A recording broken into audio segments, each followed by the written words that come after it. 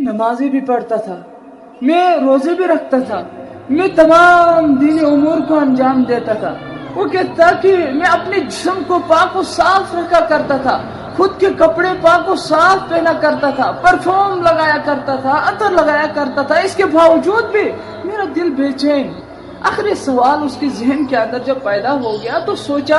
کہ میں اگر نمازیں بھی پڑھ رہا ہوں، میں اگر روزے بھی رکھ رہا ہوں، میں اگر تمام دینی امور کے افعال کو انجام دے رہا ہوں، لیکن میں بے چین کیوں؟ میرے دل کے اندر سکون کیوں نہیں؟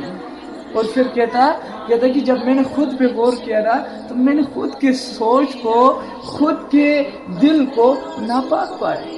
مجھے پتہ نہیں تھا اس سوچ کی ناپاکی کی وجہ سے، دل کی ناپاکی کی وجہ سے میرا دل بے چین تھا، میرے تمام اعمال ضائع تھی، رائگاں تھی، میرے ان تمام اعمالوں کا کوئی بھی قیمت نہیں ہے، کوئی بھی وزن نہیں ہے جب تک کہ میں انسان اپنے دل کو بھی صاف اور شفاف نہ رکھ لوں کسی دوسرے کے حسد سے،